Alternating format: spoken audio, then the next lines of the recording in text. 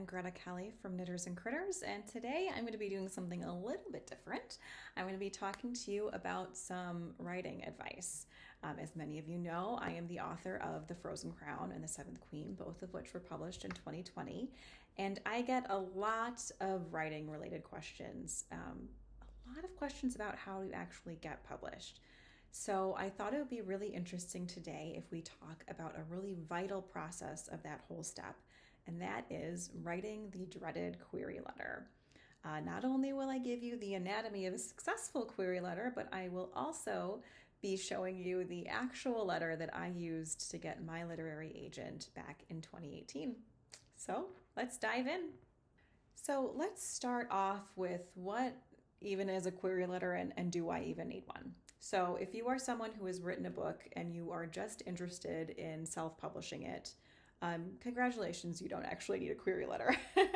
But if you are someone who has written a book that you are just dreaming of seeing on the shelves of Barnes & Noble or your local indie or Target or Walmart or what have you, you're going to need to be published by one of the major publishing houses, which are HarperCollins, Macmillan, Hachette, Penguin Random House, those ones. But you can't just send your book out into the ether and hope that one of these big publishing houses notice you. That's just not how it works. I'm sorry. You are going to need a literary agent. This is the person who represents you to the publisher. They will pitch your book as well as handle all the various business details that go into being a professional author. But how do you actually get a literary agent? Well, you can go to, there are lots of places online you can go to find one. I think Writer's Digest is probably the easiest. They have a whole catalog of literary agents. That's a good starting out point. But when you find someone you're interested in working with, what do? Well, their website will give you further direction, but 9 times out of 10, you're going to need to give them some kind of submissions packet. This usually includes like the first 5 to 10 pages of your book. Sometimes it will include a 1 to 2 page synopsis, but it almost always includes the dreaded query letter. That's a 2 or 3 paragraph letter that describes your book in the most interesting way that you possibly can. This is so hard. Like, it sounds so easy to say. I can't really put into words how hard it is to actually sit down and distill this project that you've probably been working on for months, if not years, into a one-page letter. And by one page, I mean one page. I don't care how long your book is. If you can't fit it onto a one-page query letter, you probably need to edit your book some more before you start querying agents. The temptation can also be really real to just open up a Word document and just, vomit out a 3-paragraph letter about your book. Don't do that.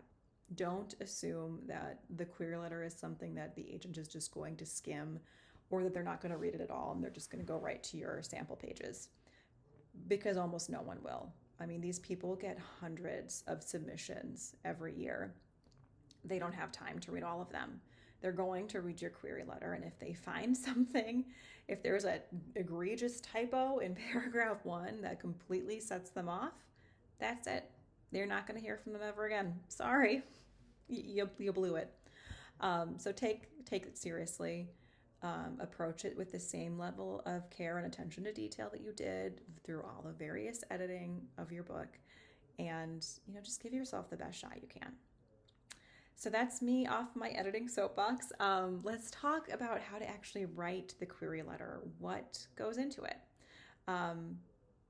First paragraph you're going to want to do is start off with the hook. God, I can already hear some of you saying, Greta, wait, but I met so-and-so at this place, or they liked my pitch on PitMad on Twitter. Great. If you are in that small percentage of people who that applies to, that you have that established personal connection with an agent, of course, put that at the very top. Let the person know so that they read all of your stuff carefully. But for 90% of us, that's not the case. So you're going to want to lead with what's the most interesting thing. And of course, that's your story. So lead with your hook. That is, who is your main character, what do they want, and what's in their way. Simple. These are your stakes. The what's in your way and what happens if they fail. I mean, that's so important. That's so vitally important. You're going to hear me say conflict. I mean, probably enough times that this should be a drinking game in itself. So, pour yourself a glass of wine and come back. But regardless, that's going to be your entire first paragraph is that hook. If you're not 100% sure what this is for your book, go back to your book, look in the first act and find the inciting incident. That is the thing that happened that turned your character from Joe Schmo into the actual hero of your story. That's it. Paragraph 2 digs deeper into the conflict that your character is facing. You notice I said conflict, not plot. That's very important. The plot is just the point-by-point outline of what happens. Save that for your synopsis. The plot doesn't really belong in minute detail in your query letter. It's the conflict at the heart of your story that drives the plot. The conflict should also drive your query letter. So if you're unsure of where to go next, follow the conflict and you'll at least be on the right track. Second paragraph is where a lot of query letters kind of go off the rails. So I want to give you some extra hints and tips to how to avoid becoming a victim of the slush pile. One thing to remember is just as important as not including all of your plot details in your query letter.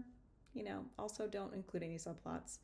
If there's a romance subplot that doesn't really drive the conflict forward, then sorry, don't include that romance subplot.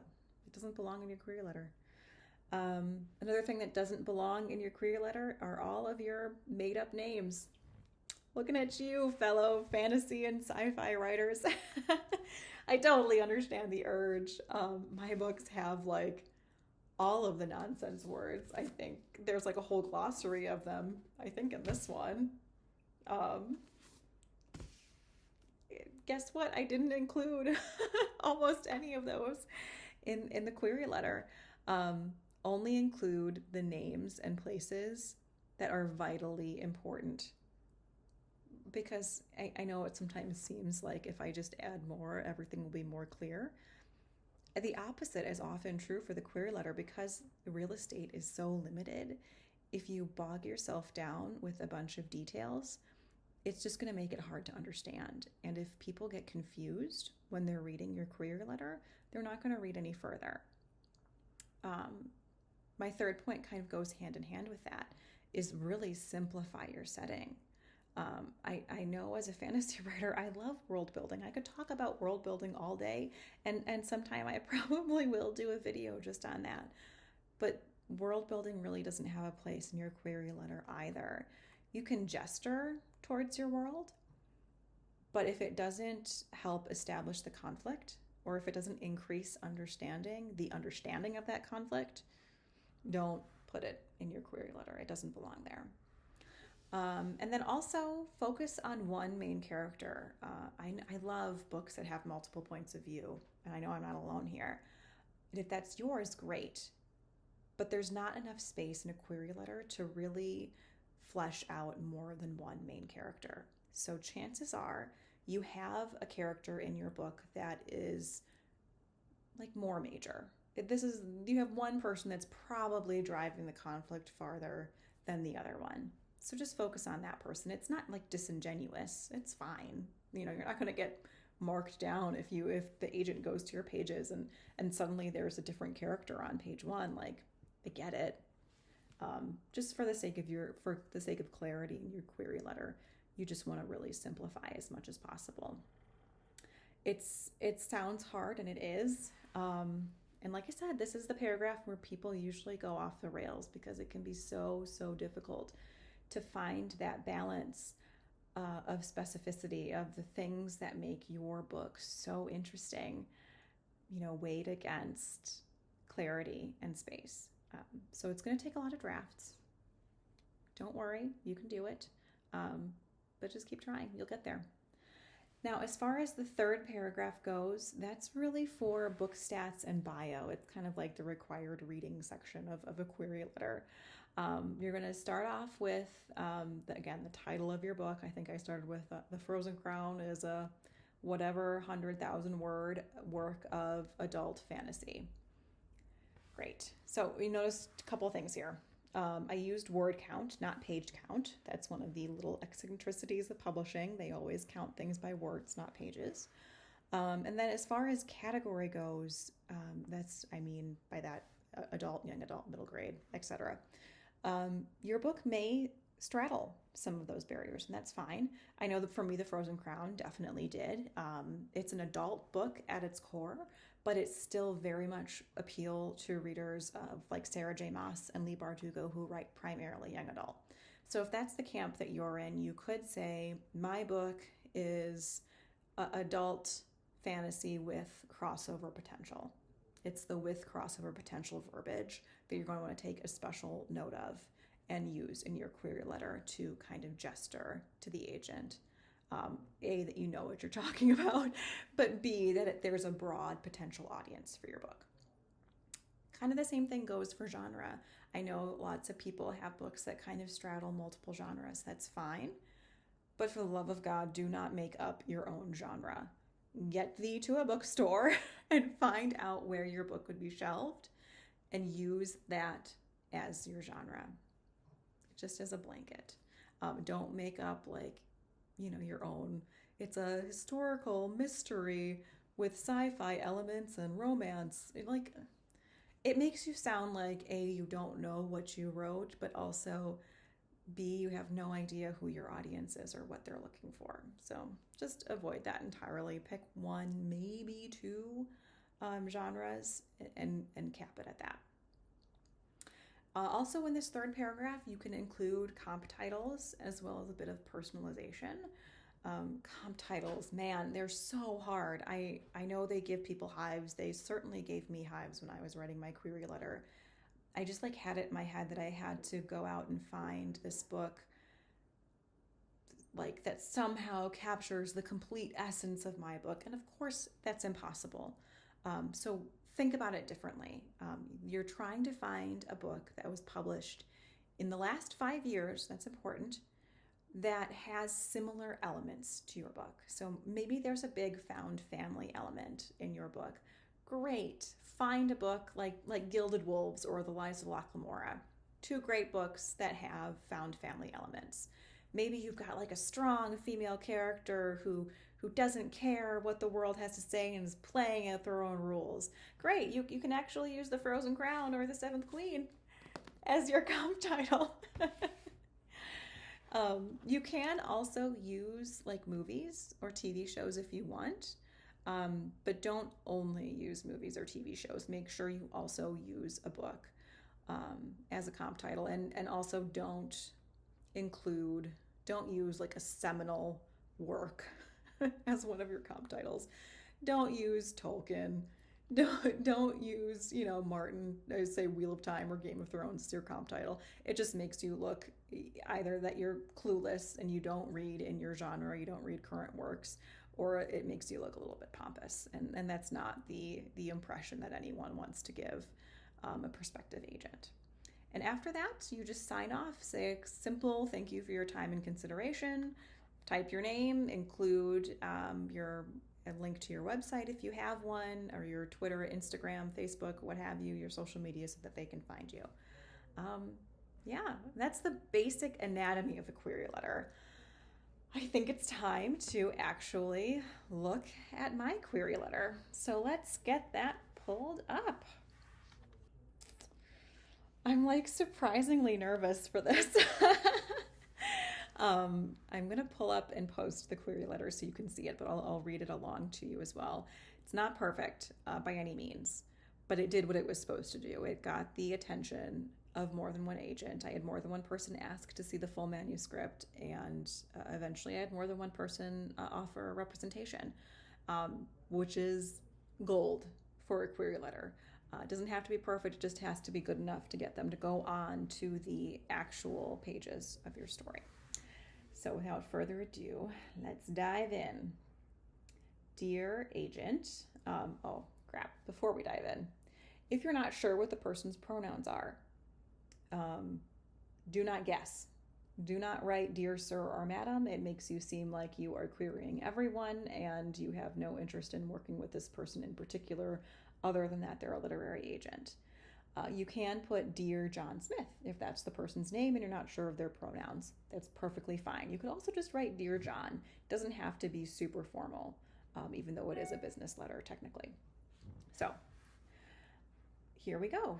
Dear agent name. Askia didn't become heir to the frozen crown of Saravesh by being a mouth-breathing politician. She's a woman of action. So when the Rovan Empire invades her kingdom, Askia is prepared to do anything to keep her people from being enslaved.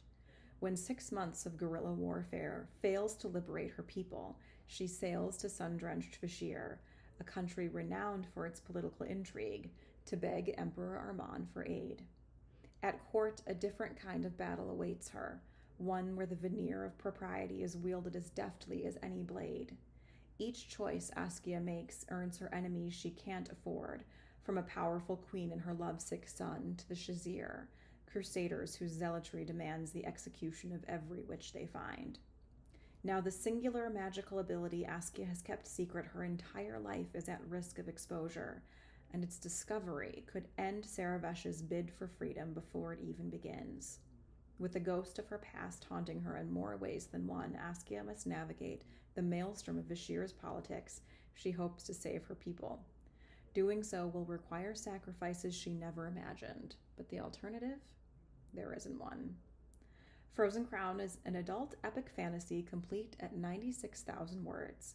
You mentioned in your podcast that you adore all things N.K. Jemisin, and I believe that my novel will appeal to readers who love the lavish but deadly court politics and intricately drawn non-Western setting of the 100,000 Kingdoms and Black Wolves. I currently reside in Wisconsin with my husband and a cat who may or may not control the weather. Thank you for your time and consideration. And that's it. Like I said, it's not perfect. Reading it out loud, it does make me want to go and edit it some more. I think if I had been writing it now, I probably could have said it more succinctly and possibly more effectively. But there are some good things that it did. Let's look at that first paragraph again. It's only 3 sentences, and I really do think that it captures who my main character is and what she's up against and what happens if she fails. Anytime you can do double duty in a sentence too, make note of that and definitely run with that. I think there's nothing quite as effective as capturing a good first line. There's nothing quite as captivating as an intriguing first line. And I think I'm really still proud of that first line of this query letter. Askia didn't become heir to the frozen crown of Saravesh by being a mouth-breathing politician. She's a woman of action. Like, what more do you need to know about my main character? That is Askia, to the hilt, especially as the story begins. And just having that, knowing that, easily sets up what she's up against in paragraph 2 and makes you realize that she is like in no way prepared to be doing anything in the political sphere, let alone like negotiating peace talks and trying to find like an army to represent her. So, I mean, everything is supposed to add into characterization and nuance when it comes to your plot. And when it comes to your conflict, not plot, bad. Sorry. So let's move on to paragraph 2. It really just delves deeper into the conflict at the heart of the story, namely that Askia's country has been invaded and she needs an army. If she doesn't get that army, her people will be enslaved. I mean, those are the stakes. That's what she's fighting for. That's what's all important. And it sounds so simple, but if you actually read the book, there's so much more that goes into it. And that's kind of the trick when it comes to writing a query letter. Just as important as what you include in the query letter is what you don't include. You don't see any of the various love interests that she meets in Vashir, I don't list all of the people that she gets into fights with, and she gets into a lot of fights. I don't really more than allude to um, Queen Azura, who is the queen that she initially doesn't get along with, but who ends up being hugely important to her. I don't mention her best friend Nariko, even though another character that makes a huge impact on Askia and on the story. It's all about simplifying. It's such a delicate balance between um, explaining with specificity all the things that make your book interesting and unique um, in like such a limited space. It's hard, and I'm probably driving this home enough, but what can I say? And then the third paragraph is kind of just is what it is. It's the book stats, it's comp titles, and it's a little bit about me. I followed my original agent, Jennifer Udden. She's not a literary agent anymore, but at the time, she's a great agent. I can't recommend her services more. I think she's still doing independent editing if you're looking for someone. But she had a podcast called Shipping and Handling. Great podcast. If it's still out, I think on anywhere you listen to podcasts, go check it out if you're interested in writing professionally. She's got so much information out there. But she mentions on there many times all of the books that she loves, including everything by N.K. Jemisin. So I was able to weave a little bit of personalization in with my comp title. Two birds, one stone. Huge in a query letter. So look for any opportunity you can to do something like that, and you'll be really on the right track. After that, I didn't have any writing credentials to my name, so I obviously didn't have anything to add. So I just made a joke about my cat, my dearly departed Cora baby, and just to remind the agent that I was pitching that I'm a real girl, and that I'm a person that might be fun to work with. And that's it. My God, this probably either this sounds much simpler than it actually is, or I'm making it sound appropriately difficult. This is freaking hard. It's hard work. It's going to take a lot of drafts. And I'm sure you're thinking that it's easy for me to say that it's hard or whatever. I'm on the other side. I've already got my book deal. You can go find my book at Barnes & Noble or whatever. What you're not seeing here are the 20 drafts of this letter that I wrote before I found this one. You're not seeing all the notes I got from writer friends and beta readers and independent editors and what have you to help me come to this specific letter.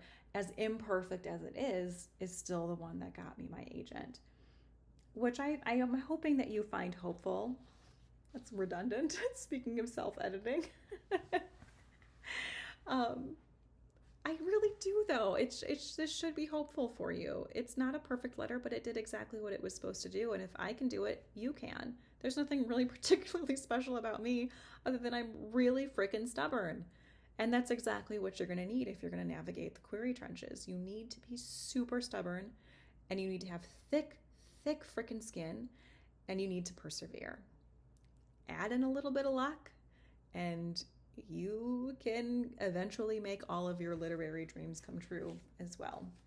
These could be your books someday. So I hope that answered all of your burning questions about writing a query letter. If you have any more questions, though, please do comment below or find me on social media, either through the Knitters and Critters handle on Instagram, just at Knitters and Critters. I personally am also on Instagram and Twitter at Greta Kelly. So come find me, ask questions. I'm here to help. You can support our channel by liking this video and subscribing. We love it when you do that. It gives us life and keeps us looking youthful. So we appreciate that.